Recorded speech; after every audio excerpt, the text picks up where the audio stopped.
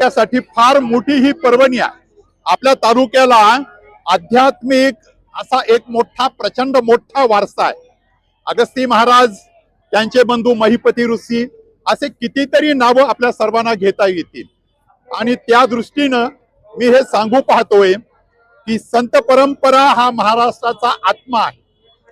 या संत परंपरेच्या आधारावर महाराष्ट्र आतापर्यंत इथे पोहोचलेला। छत्रपती शिवाजी महाराज यांनी याच आध्यात्मिक मार्गाने हिंदवी स्वराज्य स्थापन केलं। आपण ह्या सगळ्या जाणीवा ठेवून आपला जगण्याच्यासाठी अन्न लागतं हे खरं आहे, अंगावर कपडे लागतात हे खरं आहे, पण हे म्हणजे फक्त जगणं नाही। जगण्यासाठी आपल्याला जे अंतःकरण, मन आणि आनंदाचा जो प्रवास हवा असतो, त्यासाठी अध्यात्म हा एकमेव माध्यम आहे। आणि त्यातून जी श्रद्धा वाढते, श्रद्धेतून माणसं माणसाला जोडली जातात आणि एक मानवतेचा नवा धर्म त्यातून निर्माण होतो। हा फार मोठा अशा प्रकारचा आशय या अध्यात्मा पाठीमाग दडलेला आहे।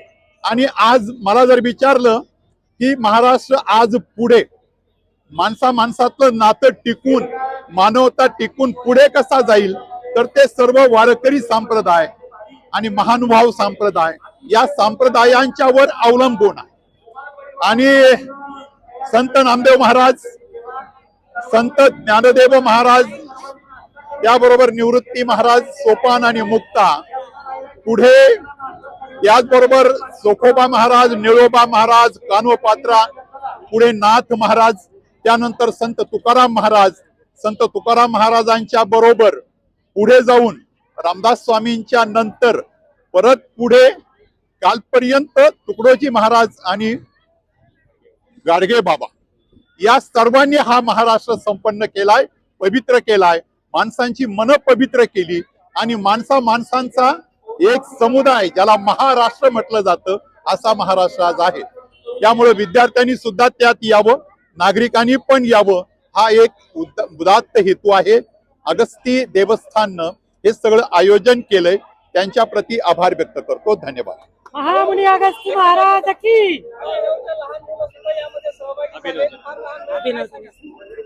अभिनव याचं माध्यम इंग्रजी आहे, पण आम्ही माणूस घडवू पाहतोय। आम्हाला माणूस घडवायचा, पॅकेजचे धनी घडवायचे नाहीये।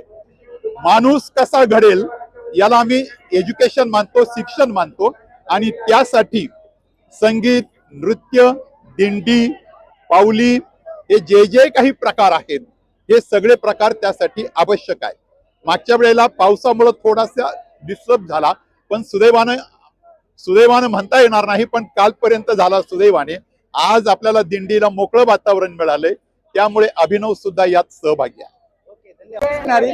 रामकृष्ण हरी मंडळी, आज आपल्या महामुनी अगस्ती पायी दिंडी सोहळ्याचं प्रस्थान या ठिकाणी अकोले नगरीमध्ये झालेलं आहे।